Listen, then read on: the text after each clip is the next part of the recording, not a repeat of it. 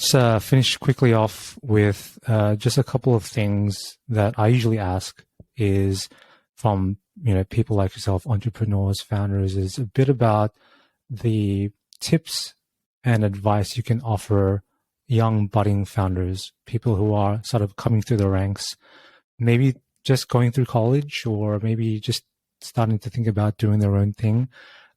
Is there anything you can speak to about certain advice you can give to them? And this could be around discipline or could be around, consistency. Any words of advice where you can sort of give them a bit of a kick in the right direction based on what you've been through with Michael and building Strava. Yeah. I tell you what, Barry, I'll give you two. Here, I'll give you three. There's fun little phrases. So first one I'll give, these are in no particular order. So one phrase I use all the time, speed over greed. So entrepreneurs get caught up in this whole thing of like trying to protect their nest egg and like they get into fundraising and like, what's the right valuation? Like, look, if you find the right partner and as long as they're treating you fairly, speed over greed, go. And I think that this is true in general. Like again, speed, being decisive, even if you're wrong, is generally 10 times better than sitting around hoping for the perfect amount of information to make the perfect decision. So I'm just, speed over greed is kind of this notion around both from an investment perspective, but also just decision making. It's go, because by making the decisions, you'll iterate more quickly. So that's one thought.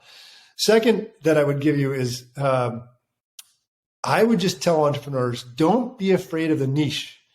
I've had two companies now where I was accused by investors of not building companies, barely building products, basically building features.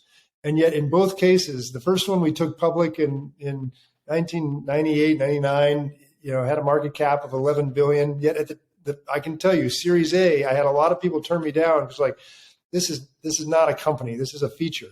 And it was because we were trying to solve a very specific problem, customer email management, how to respond to customer email. In Strava's case, we got the same thing. You guys are a hobby. You're a niche. You're just trying to serve cyclists. And we kept trying to explain to people, look, that is a go-to-market strategy. We're going to go an inch wide, mile deep with this one group. But if we do that right, that will give us the leverage to expand more effectively. It'll give us the confidence and the credibility to expand. And so our vision is to support a global community of athletes across lots of activities and countries and types of individuals, but we have to start somewhere. So I would just remind entrepreneurs, it's okay if you're niche. It's much better because you can develop traction there. And then I'll give you the last one. I always joke about the 3 Ps. If you're only going to remember 3 words on this whole podcast, 3 Ps: patience, persistence, and perspective. You got to have patience in entrepreneur. You got to build patience in your model because the stuff goes all left and right and goes all over the place. We talked earlier, Barry, about just persistence and grind. You just got to keep grinding. Sometimes that's the guy who wins. And I think perspective is really important because that's where you can get through the hard days, just by maintaining perspective and realizing, in the case of Strava, we know we're doing something good out there. At the same time, we're not curing cancer. Like we're not. Sometimes maybe we should have been, but we're not. We're trying to keep people a little more active, maybe running, riding, hiking, just a little more than they otherwise were. And it's important to maintain perspective because if that's what we're doing, that's a good thing. Everybody can sleep at night. If the thing breaks down for 24 hours, okay, we'll get it fixed as soon as we can, but we're going to maintain perspective. I think that's really important in entrepreneurship.